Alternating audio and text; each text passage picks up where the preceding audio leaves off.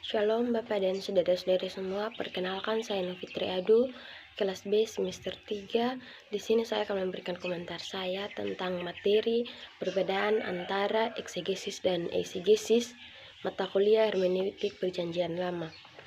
Seperti yang sudah dijelaskan bahwa eksegesis dan eisegesis ini merupakan dua pendekatan yang bertentangan dalam studi Alkitab. Eksegesis adalah pendekatan yang menjelaskan suatu teks berdasarkan analisis yang cermat dan objektif, sehingga penafsir dituntun pada kesimpulannya dengan mengikuti teks. Sedangkan eisegesis merupakan interpretasi dari suatu bagian berdasarkan pada pembacaan subjektif dan non-analitis, dan penafsir menyuntikkan ide-idenya sendiri ke dalam teks, membuatnya berarti apapun yang diinginkannya. Dari sini kita bisa mengetahui bahwa hanya eksegesis yang adil terhadap teks. Mungkin eksegesis membutuhkan waktu yang cukup lama untuk memahami teks agar teks bisa dijelaskan secara cermat dan objektif, tetapi itu lebih baik dibandingkan dengan eisegesis yang tidak membutuhkan banyak waktu karena tidak mendalami teks. Dalam menafsirkan sebuah teks, sebaiknya kita menggunakan metode eksegesis karena eksegesis berkaitan dengan menemukan arti sebenarnya dari teks, menghormati tata bahasa, sintaksis, dan pengaturannya, sedangkan eisegesis hanya berkaitan dengan perbuatan suatu hal, bahkan dengan mengorbankan arti kata-kata.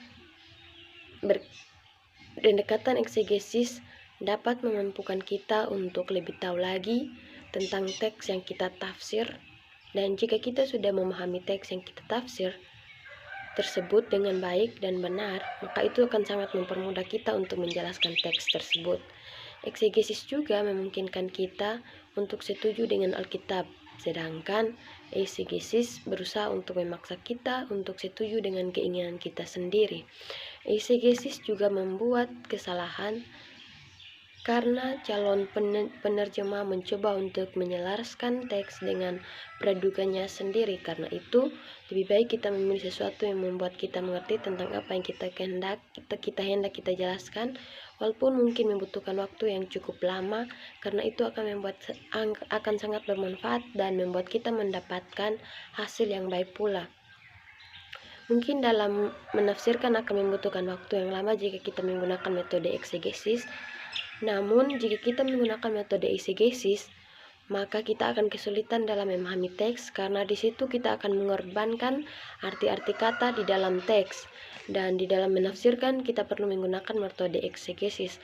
Metode ini membantu kita untuk memahami teks secara mendalam, mengerti semua kata-kata yang ada di dalam teks tersebut.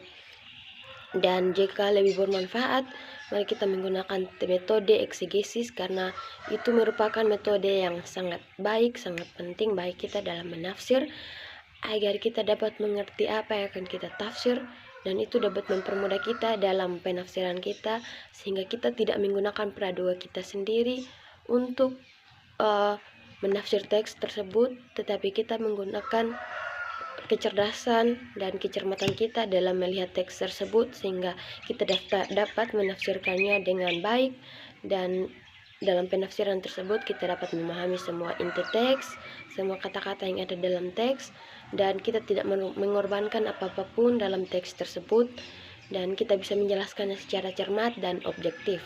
Tapi jika kita menggunakan metode eisegesis, kita akan kesulitan dalam penjelasan karena di sana kita akan mengorbankan kata-kata karena kita menggunakan peraduga kita sendiri untuk menafsirkan teks tersebut.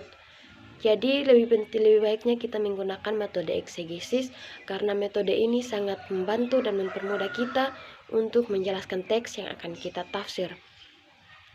Demikian komentar dari saya mengenai materi hermeneutik Perjanjian Lama tentang perbedaan antara eksegesis dan eisegesis. Terima kasih, shalom, dan Tuhan Yesus memberkati.